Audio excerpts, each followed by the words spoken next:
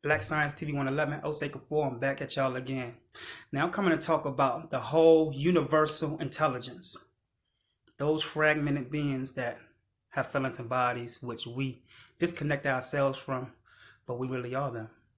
You get what I'm saying? In a sense that we have now taken on a perception of a body that has been 50% breeded by way of beings that we call Africans. The ancient Africans, right, are not human or were not human.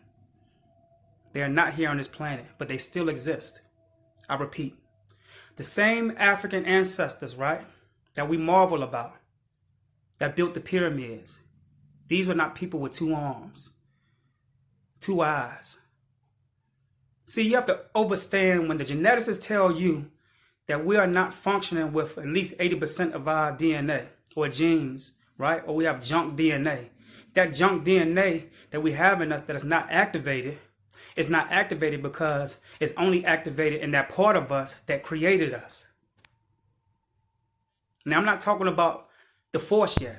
I'm not talking about the force that creates all forces, because we are fragmented forces, right? That is attached to a higher force. We have a spiritual umbilical cord or an invisible umbilical cord that is still attached to that force. That is something that will never die out. But what I'm telling you is that there are beings or ancestors that is not human.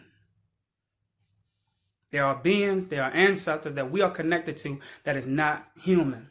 And they are living on globes as we speak. They come back and forth to the earth to check up on their experiments. They come back and forth to the earth to check up on their experiments. Who are their experiments? We are. We are a version of our ancestors whose powers has been disconnected due to the facility that they have placed us in, which is the earth. You say, well, how are we able to reproduce on this earth if this is an inferior atmosphere? Because there is a spiral that the sun is touched by. There is a spiral that all souls go to once they leave the brain. The mind is the soul. And the soul is inside of that cage. You have to understand, your mind is the cage bird that sings. Maya Angelou was very, very intelligent. And the cage bird that sings is the mind that is now let out of the cage, even though it's still in the cage. Why? Because it no longer sees itself as being in the cage, even though it's in the cage. And this is our duty.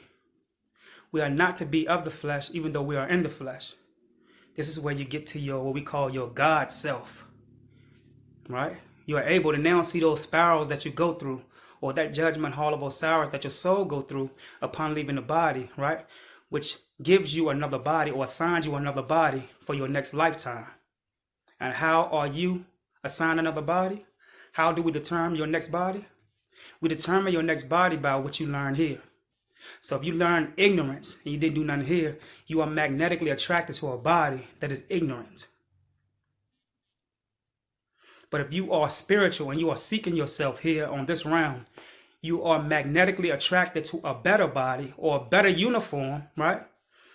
Whose DNA is activated 100%. You will have your memory.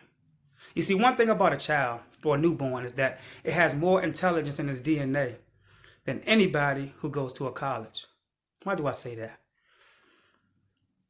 The child don't know nothing about a God upon coming out of the womb. It doesn't know anything about fear upon coming out of the womb. But yet it comes out of the womb and attaches onto the nipple of the person that produces it. How did it know that? It wasn't taught that.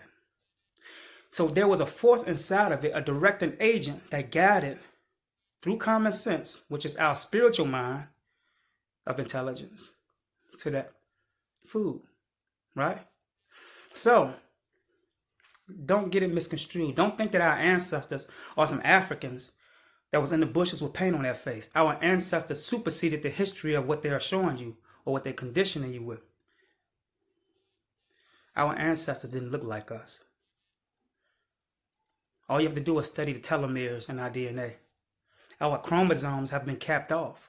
And the chromosomes identifies the aging process. This is what controls the aging process. But scientists are now saying that it looks like the chromosomes have been capped off, meaning that at one time they wasn't capped off and we live a longer span of time. But because we're on Earth, that spiral won't allow us to live upon or above a certain age. Think about it. That spiral is heaven. And every thought that you think of is recorded in those spirals. And every star that you see in the sky is the book which is connected to those spirals. And every thought that you send through those spirals from your soul is recorded in the book of those stars. What's going to happen next year at this time is already played out. And there's people who control governments here who have taken the intelligence of your ancestors and is able to look in the stars and read the records in the books of those stars to know what's going to happen next year at this time. 3 years from now is already played out. It's in the stars already. For those who have an eye to see, see. Black Science TV 111, Osei Kufuor, I'm out. Peace.